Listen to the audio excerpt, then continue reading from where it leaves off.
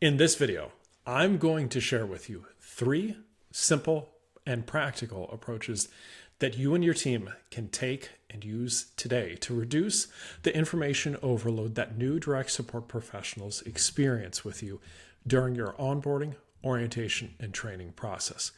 And I know what you're thinking. You're thinking, we have so much that we have to train people on for good reasons. And there are so many things that are required. There's a lot we have to jam into a really short time frame. And I get it. I know that's the case.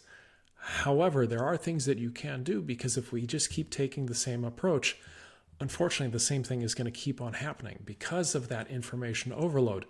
All too often, new DSPs turn over, and it starts to feel like we've got a revolving door of new staff that come in and then all too quickly leave. So I want to share a quick story with you to start. So a few years ago, I met Elaine, who is the director of human resources for a large regional provider. And at the end of the workshop series, she shared some really amazing news with the group. She and her team, through the changes they made, had hired 20 new direct support professionals, which is awesome. But the good news didn't stop there. Elaine went on to share that they had kept 18 out of those 20 new DSPs, a 90% retention rate. And that was not their average beforehand. So I know what you're thinking. You're thinking, what on earth did she do? And I'm going to walk you some of the simple things that she did. But let's go back to the start, where she started, because I'm guessing it's probably pretty similar to where you might be right now. So when I met Elaine at the start of the workshop series, she was facing similar challenges to you. New staff would be recruited in and all too quickly leave. There was inconsistent training, inconsistent experiences for those new staff. They were being sent all over to different locations, having to sign different paperwork, meeting new people, doing computer training, listening to lectures, going here, there, and everywhere, and just trying to cram in so much information into so little time that they'd turn over.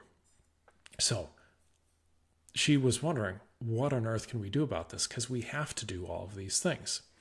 So, quick intro, mercifully short intro. Hi, I'm Scott DeFacel from DSP Magnet, and I help providers like you learn simple, practical ways to find, get, and keep more amazing DSPs. So let's dive into the 3 keys right now. Key number 1, make small changes. Now, I know what you're thinking. You're like, Scott, that sounds really obvious and overly simple. But I'll share an example with you. So a couple weeks ago, I was on a call with Michelle and her leadership team. There were about 10 people on the call, and we were talking about this exact situation. And the team was getting really overwhelmed really quickly, and no one was really sure where to start, what change to make, because there's so many different connected parts. It kind of felt like a tangled web, and no one could figure out, what do we change first? Can we even change some of these things?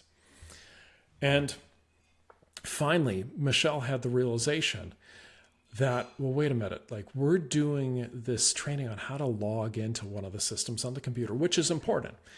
But we're doing that training on day number 1, and the employee won't sign into that system for at least another week, if not 2 weeks. And then when they do it a week or 2 down the road, we teach them how to do it again. So she's like, we're wasting 30 to 60 minutes of time doing something that they're not going to remember.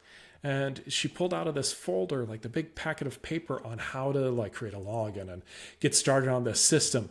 And, finally I got the group, after 45 minutes of debate, to just decide, wait a minute, nothing bad is going to happen. Let's just remove this one small component, but it's still 30 or 60 minutes of valuable time on day number 1. Let's just remove that, because we're going to get to it later. So that's a perfect example of this make small changes philosophy. I know you have a lot to do in onboarding and orientation, and that's why it can be so overwhelming for you to consider changes. So I would encourage you, start talking through the process with your team. Take high-level notes like, hey, what's kind of the first thing that happens in the first few hours on day number 1? Then what happens after lunchtime? Walk through the first few days or first week of onboarding and orientation. Map out high-level what happens and look for those little opportunities for inefficiencies in the system like Michelle and her team were experiencing and cut them out. Those small changes over time, when you make those incremental changes repeatedly, it'll add up to something much bigger. Okay, key number 2. This is what I call the Lego approach. And you're probably wondering, what the heck is the Lego approach? So here's how I like to explain this. Imagine that I ask you after this video to go to like your nearest Target or Walmart to go buy a Lego set for someone. Here's what does not happen. You don't walk down the Lego toy aisle and see a bunch of plain brown cardboard boxes with just black type on the front that say things like spaceship set, superhero set, train set. No, they have that really pretty picture of the finished set that you'll get once you take that home and build the whole set. They show you where you're going. And then here's also what you don't experience. When you buy that set, take it home and cut it open, 3,000 loose bricks don't spill out and just a little note that says, hey, good luck, have fun, you got this. That's so often kind of what our training experience feels like to new employees. There's so much coming at them. Lego doesn't just have all 3,000 loose bricks spill out. They've got that really clear, simple instruction manual with just photos that show you hey, these 3 bricks, put them here, here, and here. And more than that, I don't know how recently you've assembled a Lego set, but I've got 2 young sons, and candidly, we have a whole lot of Lego in our house. They now, for the bigger sets, have individual plastic bags that are numbered. So when you open up that Lego box, what do you do first? You grab Lego bag number 1. You build that chunk. Then what do you do next? Grab Lego bag number 2. So here's how this applies to your onboarding, orientation, and training.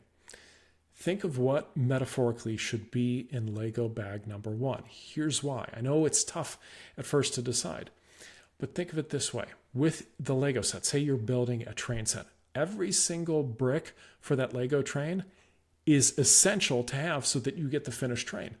But not every Lego brick is essential to have right away. Lego breaks things down into pieces, into modules, and makes it manageable so you don't get overwhelmed, so that you don't lose things. Take this same approach with your onboarding. What should be in Lego bag number 1? I know there is so much important that you have to have, but what are the foundational pieces that people should get right away in that first day, first week? Think of it as a Lego bag. All right. Key number 3, shadowing. Now, shadowing may be something that you're already doing, but I hear a lot of different approaches to this from providers. And the common trend that I've seen with providers that are having a lot of success retaining staff through shadowing is that they have a long period of time blocked on the calendar for shadowing. And I even know a couple of providers that have told me, Scott, we don't put a time limit on it. We wait until that new DSP says, I'm ready. And those same providers, I know what you're thinking, like, well, you're worried this is going to slow things down. We'll talk about that in a second.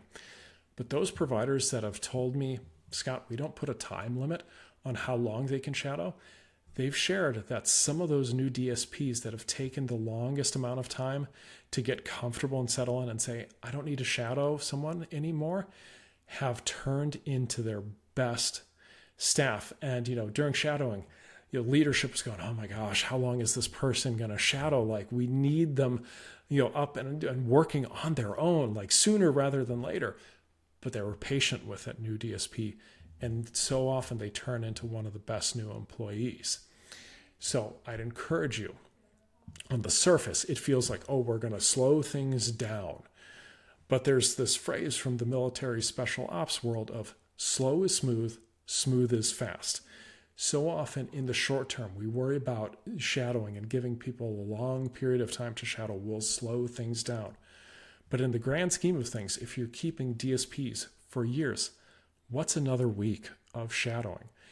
It's so critical to help people feel comfortable, feel confident in all the skills that they've been trying to learn and develop, especially if they've never done this before, or even if they have done this before, to teach them the way you do things at your agency.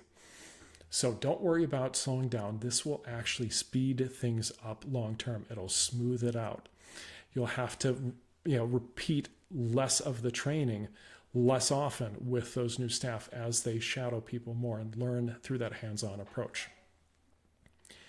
Okay. One bonus. I want to include a bonus key to help you out here. So I know your supervisors and leadership go and check on the new DSPs, which is great.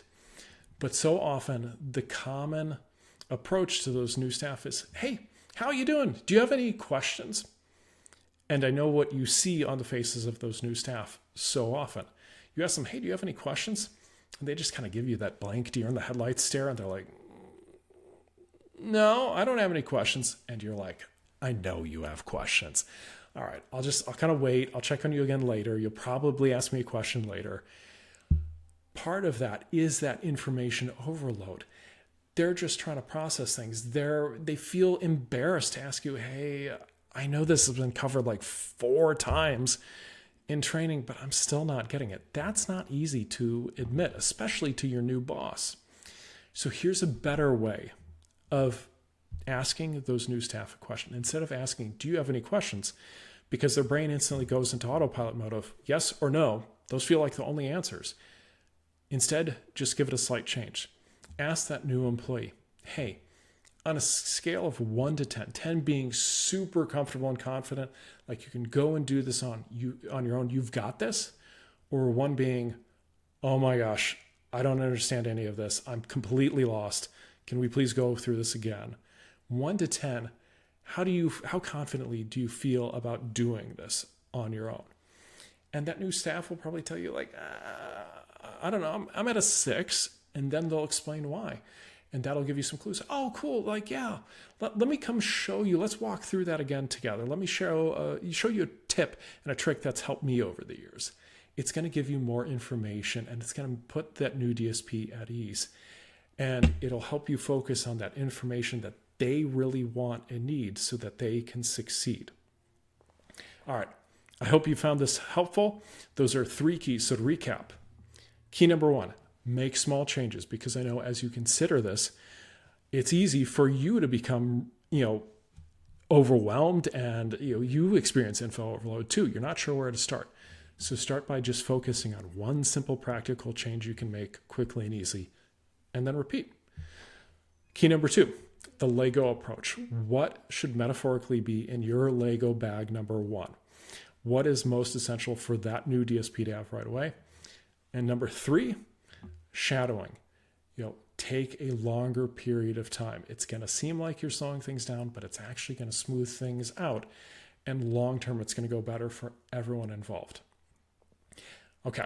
If you want more great insights and practical tips that you can implement quickly and easily, look for the link with this video to download our 1-page guide with the DSP retention checklist so that you can create an amazing experience from day number 1 to keep more of those new direct support professionals. Thanks so much for watching. I'll see you soon.